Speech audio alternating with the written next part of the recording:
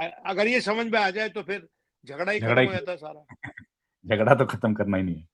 हाँ, पर विशाल हृदय चाहिए ना उसके लिए, हाँ, और बिल्कुल सर। लेवल ऑफ कॉन्शियसनेस चाहिए। Right sir. आखिरी सेगमेंट में पहुंच गए। आखिरी सवाल सर, 2 बातें बस। एक तो शशि थरूर जो है, आज फिर एक संसद की में बैठक थी कांग्रेस पार्टी के सांसदों की, उसमें पहुंचे नहीं। तो उनका क्या मामला चल रहा है?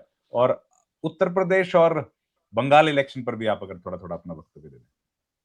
देखिए, उत्तर प्रदेश तो अभी दूर शशि है थरूर। इलेक्शन अभी का। हाँ, शशि थरूर पे अगर पहले बता दें। हाँ, देखिए शशि थरूर जो है, मैं बार-बार कहता हूँ रविंद्र, कि शशि थरूर को शायद ये लगता है कि अब उसका कोई फ्यूचर कांग्रेस पार्टी में नहीं है, और जिस तरह से वो प्रधानमंत्री के प्रति अपना आस्था जाहिर करते हैं, प्रेम जाहिर करते हैं, उनका हक है, प्रधानमंत्री सबके होते हैं, सिर्फ एक पार्टी या एक व्यक्ति के नहीं होते। बिल्कुल। लेकिन उनकी उनकी बातों से लग रहा है कि उनका मोहभंग कांग्रेस से हो गया है, और कांग्रेस का भी मोहभंग उनसे हो गया है। लेकिन प्रॉब्लम यह है कि जैसे जो सरकार थे ना, टीएमसी के राज्यसभा के मेंबर, जिन्होंने रिजाइन कर दिया, जवाहर सरकार ने ट्वीट किया एक, कि भाई मेरी जब डिसएग्रीमेंट हो गए ममता दी से, तो मैंने रिजाइन कर दिया अपनी मेंबरशिप से। Why are you practising this political infidelity? तुम क्यों तो ये पॉलिटिकल इनफाइडेलिटी को प्रैक्टिस कर रहे हो? आप भी छोड़ के चले जाओ। लेकिन वो नहीं जाना चाहते कि अगर खुद से छोड़ देंगे कांग्रेस पार्टी को, तो उनकी मेंबरशिप चली जाएगी राज्यसभा की, and he wants to eat the cake and have it too. वो चाहते हैं कि पार्टी मुझे निकाल दे, मैं पार्टी छोड़ूं उससे पहले पार्टी मुझे निकाल दे, ताकि मैं राज्यसभा का लोकसभा का सदस्य बना रहूं। और दूसरी थोड़ी प्रॉब्लम उनको ये भी है कि वहां पर एक्सेप्टेंस कितनी होगी बीजेपी के सेटअप में, केरला में उनकी, क्योंकि जो राइट। जो चंद्रशेखर है वहां, जो वहां का उनका स्टेट प्रेसिडेंट है, वो तो चाहेगा ना कि वो तो उनको एज एज ए कॉम्पिटिशन देखेगा ना, कॉम्पिटिटर देखेगा ना, कि कौन कंपटीशन आ गया, इसकी तो इस कंपटीशन की जरूरत नहीं थी। तो he is not able to make up his mind. और मैं ये समझता हूं कि कई काम उन्होंने अभी हाल ही के दिनों में किए हैं, जो उनकी जो पहले इमेज बनी हुई थी उसके अनुसार फिट नहीं बैठते शशि थरूर जी की। और ही is a brilliant auditor, first class वो लीडर है, फर्स्ट क्लास ऑडिटर है, फॉरेन पॉलिसी पे पकड़ रखता है, लेकिन फॉरेन पॉलिसी इस्टेब्लिशमेंट में भी उसकी एक्सेप्टेबिलिटी नहीं है। ये मुझे पता है कि जब वो इलेक्शन लड़ गया था यूनाइटेड नेशंस का, और बिल्कुल। उसको जरूरत थी फॉरेन पॉलिसी इस्टेब्लिशमेंट की, तो लोग खुश नहीं थे हमारी फॉरेन पॉलिसी इस्टेब्लिशमेंट में, कि जिस तरह से वो यूनिलेटरली बन गया कैंडिडेट, जिसमें कि बातचीत नहीं हुई फॉरेन ऑफिस से, और उसने पार्टी के ऊपर के लीडरशिप से अपना नाम दर्ज करवा लिया। तो वो भी तरीका लोगों को पसंद नहीं आया। और दूसरा, देखिए जयशंकर जो है, जैसा भी है, he is one amongst them. वो उस एस्टेब्लिशमेंट से निकला हुआ आदमी है, राइट। और इसलिए if I may use this expression, he is the stranger they know.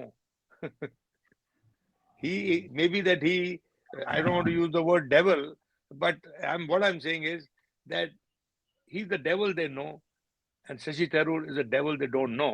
You So don't the know. point is that so more acceptable है उनकी जयशंकर आज के दिन फॉरेन पॉलिसी इस्टेब्लिशमेंट को। जरूरी नहीं कि फॉरेन पॉलिसी के लिए उसको इस्तेमाल किया जाए अगर बीजेपी लेती है, लेकिन मैं समझता हूँ कि बीजेपी का भी प्रेम उसके लिए ठंडा पड़ गया है। वो जो जितना इस्तेमाल करना कर सकते थे उसका कर लिया उन्होंने, और अब right. He is a बर्nt out case in my view. He is a बर्nt stunt out case for the BJP, you know. बर्nt out case बोलते हैं उसको, कि भाई वो तो जैसे रॉकेट जल के गिर जाता है ना नीचे, वैसे ही he is a rocket that has burned itself out. जो जिस ऊंचाई तक जा सकते थे चला गया है, अब जब वापस आया है धरती के एनवायरनमेंट में तो जल गया है। तो यही सिचुएशन है आज के दिन। अब लेट्स सी। भाई मैं इसको बहुत बड़ा इशू नहीं मानता, he is after all just a member of parliament. Right, ये बात बिल्कुल। सच है कि अगर बीजेपी वो ज्वाइन कर लेता है तो जो बीजेपी को केरला में एक प्रमुख चेहरे की जरूरत थी वो पूरी हो जाएगी। He is an attractive face, वो पूरी हो जाएगी। वो उसकी यूटिलिटी है बीजेपी के लिए। और फिर बीजेपी उसके अराउंड, उसके आसपास एक नैरेटिव भी बिल्ड कर लेगी कि भाई बिल्कुल। बीजेपी जो है, हाँ, नैरेटिव बिल्ड कर लेगी वो। Right sir. आखिरी सर सवाल बस बिल्कुल कि अब आपको अगर शायद किसी डिबेट में जाना हो, ये लास्ट क्वेश्चन है कि बंगाल में कुछ आप देख रहे हैं सर, बड़ी चर्निंग हो रही है, कांग्रेस, बीजेपी और तृणमूल कांग्रेस काफी लड़ झगड़ रही हैं, कुछ बदलाव की संभावना लग? देखिए अब कुछ लोग ये, अभी तो शुरुआत है, अभी तो कुछ मामला जोर पकड़ा नहीं, लेकिन ये जो उन्होंने वहां पर मस्जिद का इशू शुरू करवाया है और ओवैसी और वो जो मस्जिद बना रहा है वो इकट्ठे हो रहे हैं, तो कोशिश सारी ये है कि ममता की जो सपोर्ट है अमंग्स मुस्लिम्स, उसका डरावा दिखाकर और हिंदू वोट पोलराइज किया जाए, और साथ साथ ममता का जो दिखा रहे हैं कि मुसलमान में बड़ा सपोर्ट है, वो सपोर्ट भी वीकन की जाए। ये दो धारी तलवार चलाना चाहते हैं, तो it can cut either ways. नुकसान भी हो सकता है उससे बीजेपी को, क्योंकि देखिए आप जो मर्जी कहिए, जो ममता बनर्जी है उसकी जमीन पे जो वहां पकड़ है और उसके पास जो कार्डर्स हैं, भाई वहां पर ऑडिट क्यों मांग रहे हैं एसआईआर का बीजेपी के नेता? सही बात, मांगा ना और ऑडिट एसआईआर का, मांगा क्यों सर। मांग रहे हैं? इसलिए मांग रहे हैं कि वो बहुत आगे है, बीजेपी तृणमूल जमीन पर बीजेपी से बहुत आगे है उस पूरे प्रकरण में अपना वोट पक्का करने में। तो देखना है क्या होता है, लेकिन अभी तो इस अर्ली डेज, लेकिन जैसे जैसे नजदीक आएंगे इलेक्शन वैसे वैसे नैरेटिव पकेगा, बनेगा, बढ़ेगा, तो उसको चर्चा करेंगे। हाँ लेकिन बिल्कुल। अभी तो मुझे लगता है कि और ये भी नहीं पता कि अलायंसेस क्या होंगी, किस तरह की अलायंसेस होगी, कांग्रेस और तृणमूल इकट्ठे लड़ेंगे, कांग्रेस या लेफ्ट इकट्ठे लड़ेंगे, क्या हो रहा है, कोई गोलबंदी हो जाएगी क्या, और ये ओवैसी जो है किस तरफ जाएगा, और वो जो मटुआ वोट है वो कहाँ जाएंगे, ये सब देखने वाली बातें हैं। देखने वाले बात, राइट।